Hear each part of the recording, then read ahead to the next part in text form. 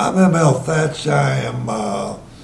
Was born in Bridgeport, Alabama. Lived all my life in Chattanooga. I'm now 88 years old and got a nice bunch of memories, and thankful to be here.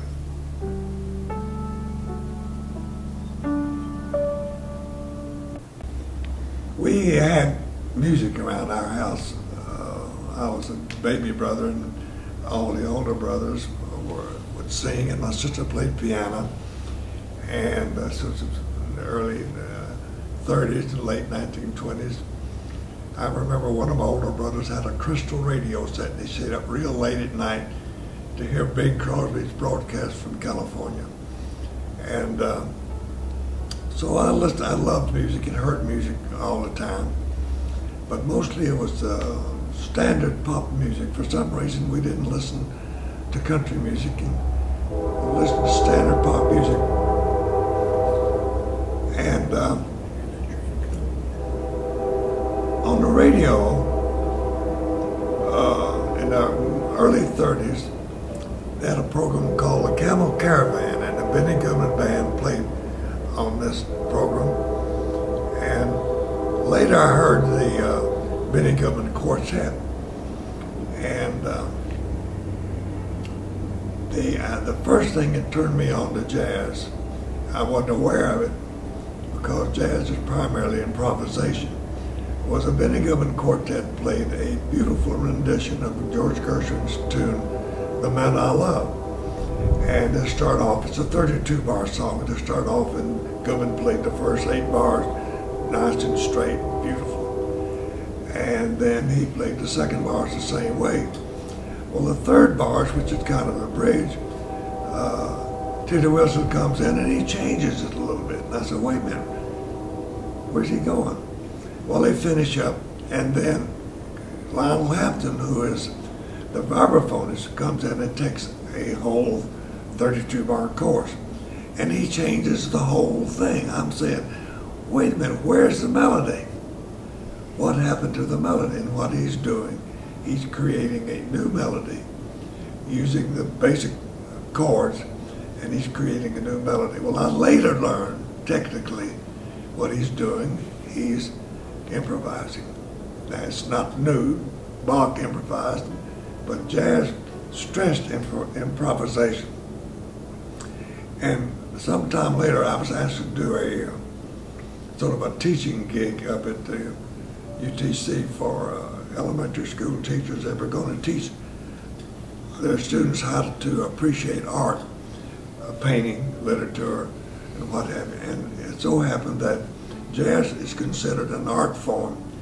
So they asked me, of all people, to teach these teachers how to teach. Well, I was not a qualified musician. I got the thing because I had this radio show.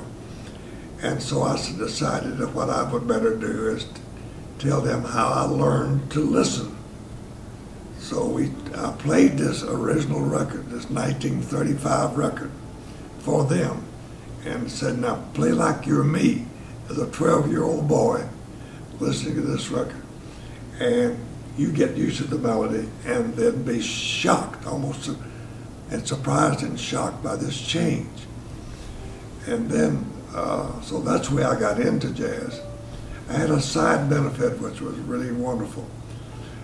The South is not exactly too proud of its racial prejudices and others, but I later learned that in this quartet, that 2 of the members were black. One was a Polak, as they called him in those days, and the other was a Jew. So people are telling me that these people are not exactly up to par, inferior actually. I'm saying, well, boy, they sure can play. And so I started with learning that they could play, and then accepting that they're really very expert in their field.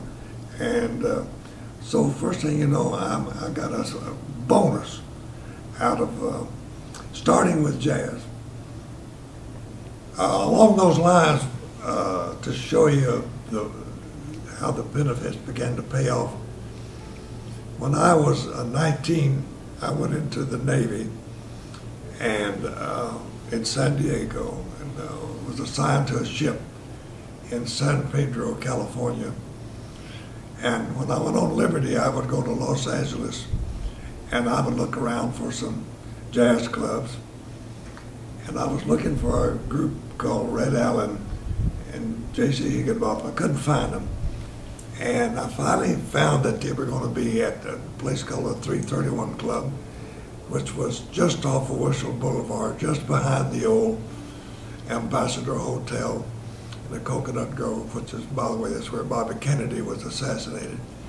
And I found this place, and I go into the place, and Red Allen has just left.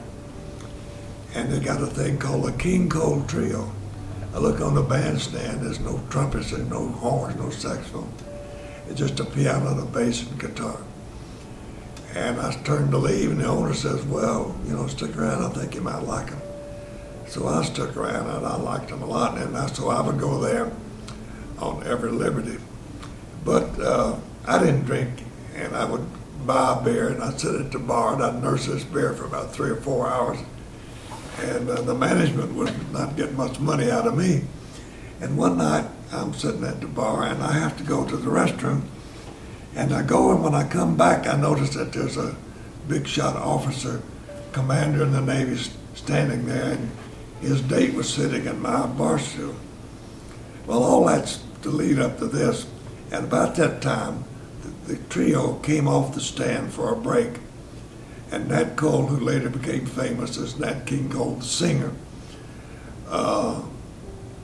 came over. Didn't have to, but he came over and he says, what's going on? What's the deal? And I said, well, they're about to oust me out of my seat here. So he looks at the bartender, and I noticed the bartender kind of said, oh, you know, we got a loser here. Got to get rid of this guy. So I'm about to be hustled out of the thing, and Nat Cole says to me, would you like to have a drink with us? Well, I'm bumfoozled, but I do know that here's a man who's trying to do something nice for me. So I said, okay, so we turn to this door. We go in this door, and it's not another room. It's a liquor supply closet. So the famous Nat King Cole could not even have a drink in his own place where he's playing and starring, but he's invited me into his room, so to speak. Well, I'm bumfoozled again. I didn't say anything for a while. When they're talking, they're not making anything big out of it. They're just talking. But I had been listening to music ever since I was 10, 11, 12, 13 years old. So I knew that he had borrowed a couple of his introductions from the Duke Ellington's recordings. So I says, pardon me for protruding, but didn't you use on the introduction to On the Sunny Side of the Street from Duke Ellington's and a Mellotone? And he turns and looks at me and says, how did you know that?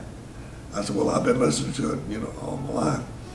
And so he turns to Oscar Moore, the guitarist, and says, we got to quit stealing because somebody's going to recognize it. And that's another example of how starting off early in jazz and recognizing that the performers were primarily in the minority groups, and my awareness that they were great performers. So when I met Nat King Cole, I was ready, I was prepared. And he and I would have a contest for the rest of the year. He would hum a song and ask me to name it. And it went on all, I'd say, from May to about November. And I missed only one. So he said, this guy is hip. And he says, how'd you get that way? I said, I'm telling you, I've been listening. So the key thing for jazz and the audience is that it makes demands on the performers. They have to listen to one another. If you're playing this course and then you sit down and I start playing the course, I can't play anything like you play. And it makes demands on the listener that he has to be able to listen. To give you one more little example of this, and there one night he's playing Body and Soul, and I'm sitting at a table this time. I don't know how I got lucky. Maybe I was with somebody. One of my buddies came with me, And he gets into the improvising, and he, somehow or another, I don't know technically, but it seemed like he got lost. And he's stumbling around, he wasn't as well as he'd been thinking. So I got embarrassed, I couldn't look at it, I looked away, because I like watching somebody whip a tee shot, and not that bad, but you know. And so when he came off the stand, he came right by my table, and everybody had been applauding. And he looked at me, he said, "What's the matter?" I said, "Well, I don't know." He said, no. He said, "I was watching you." He says, "You knew I messed up." He said, "Everybody else was applauding Big Band, but he says, you knew I messed up." And he says, "How did you know I messed up?" I said, "Again, I'm trying to tell you, I've been listening." So the art of jazz is improvisation, and the art of demanded of the audience is to listen as intently as you can.